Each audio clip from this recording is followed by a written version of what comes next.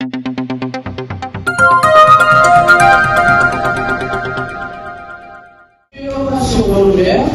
jure sur mon honneur et devant la collectivité de respecter et de faire respecter la Constitution, le drapeau, les lois et les règlements régissant les forces de police, de protéger les droits et libertés de tous les habitants, sans aucune forme d'ostracisme ou discrimination, de maintenir l'ordre, la paix, la sûreté, la sécurité et la tranquillité publique, sur toute l'étendue du territoire, et de me comporter en toutes circonstances, comme un honnête et digne auxiliaire, soumis aux ordres des autorités établies par la Constitution. Merci. On appelle maintenant Alexis Etienne.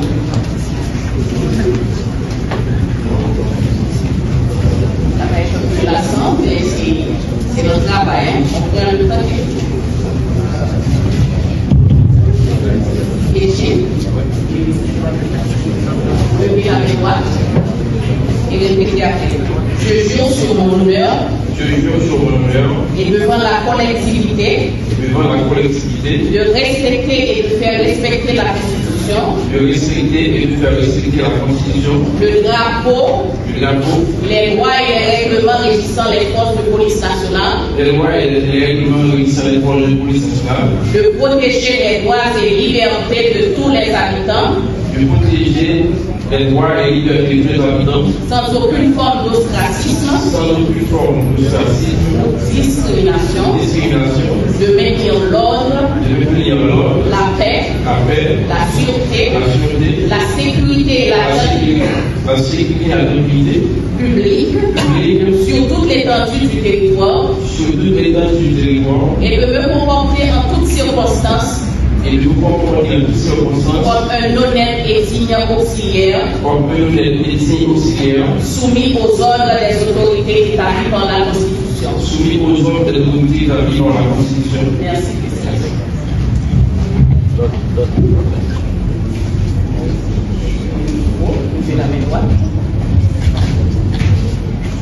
Je jure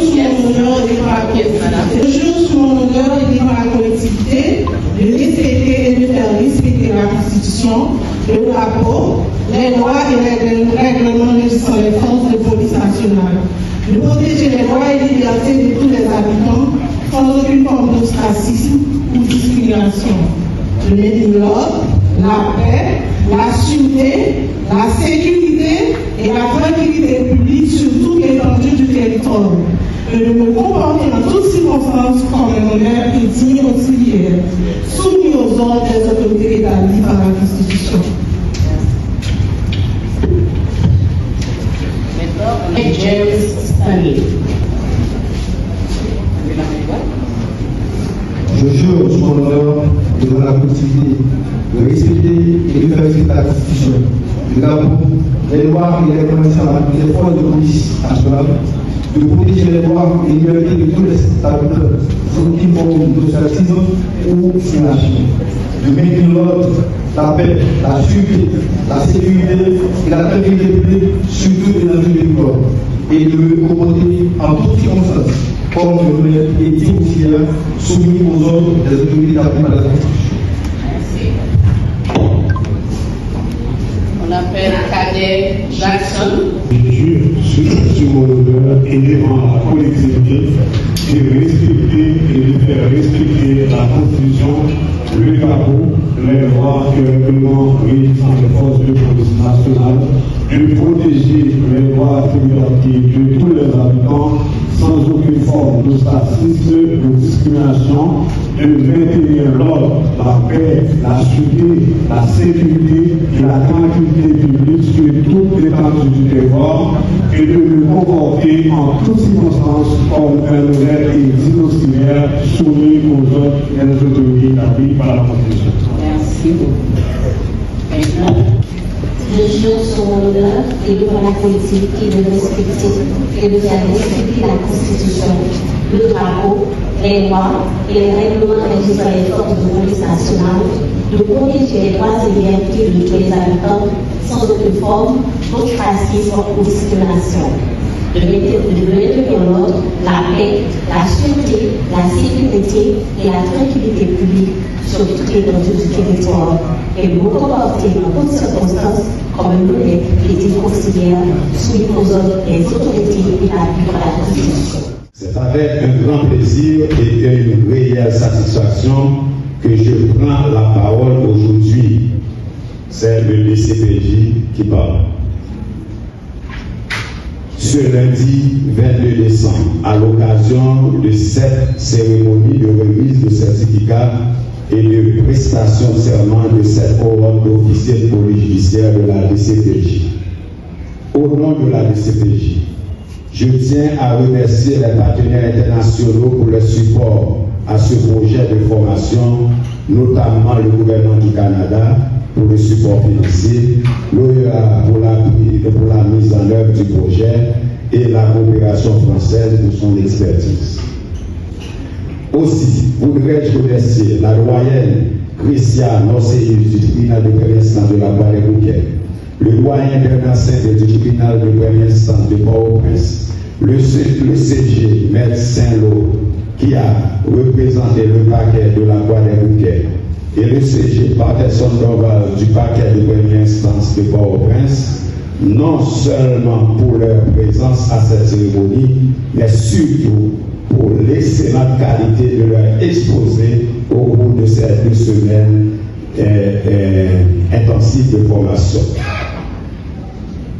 La patrie vous sera reconnaissante.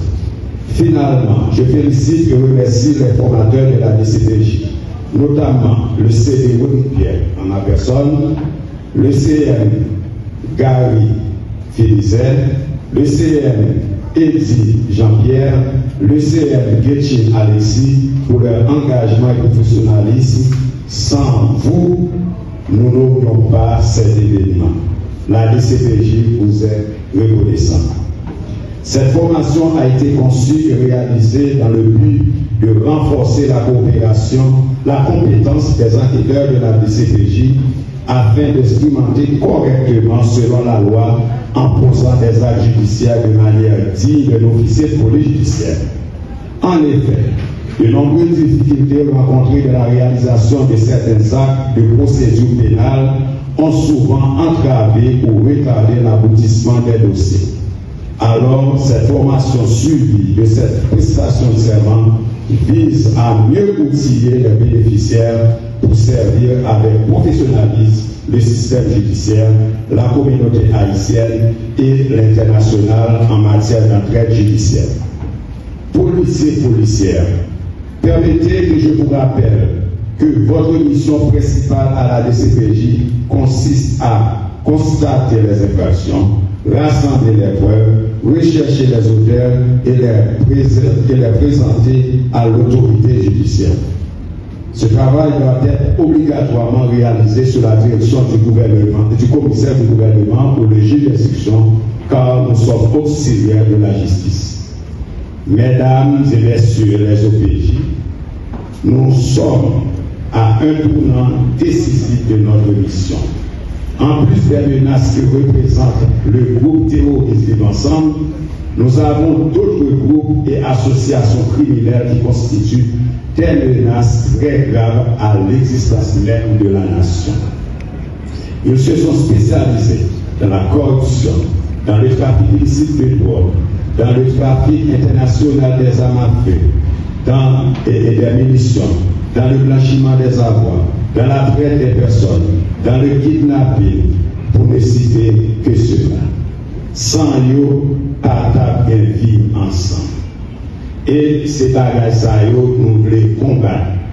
Nous, le système judiciaire là, qui nous s'est fait lancer, nous pas camper sans baguer au derrière. C'est ça que fait appareil judiciaire exceptionnellement, nous présenter vraiment pour montrer en lançant son message que la justice avec la police fait un seul pour nous combattre les criminels jusqu'au dernier retranchement. Parce que juge de paix nous en pile fois pas qu'à arriver à côté, nous pas qu'à instrumenter, et la vision dirigeant au directeur général de la police a instruit DCPJ pour qu'il fasse jonction avec deux juridictions dans la zone métropolitaine. D'abord, pour outiller enquêteurs de compétences de manière à ce que les dossiers, nous préparer les dossiers pour nous voir les criminels devant la justice. Comme on le dit, la défaite du droit est provisoire pour que nous ayons des dossiers solidement campés pour nous poursuivre ça qui doit aller dans la justice à la prison pour aller en prison. Ces paroles, ça que nous transmettre au nom du DCPJ. Mais ils se sont spécialisés, excusez-moi, pardon, ces bandits de tout poil et acabit se sont éparpillés dans tous les secteurs de la vie nationale, notamment dans le secteur public, le secteur privé des affaires et dans la société civile. DCPJ, maintenant, mais avec la justice dans ce là a privé sous nous. Toutefois, vu la transversalité de ces crimes si avant mentionnés et le caractère transnational, j'ose solliciter une coopération internationale plus intense et dynamique et une collaboration de toutes nos institutions et agences tant privées que publiques pour nous faire un coup rouge derrière corrompus à corrompus. Derrière marchand de drogue, marchand d'armes, marchand de cartouches kidnappés. Enfin, le DCPJ et ses différents partenaires entendent continuer avec ces séries de formations dès le début de l'année prochaine, non seulement pour d'autres enquêteurs de la direction, mais aussi pour ceux des SDPJ de la capitale et des villes de province.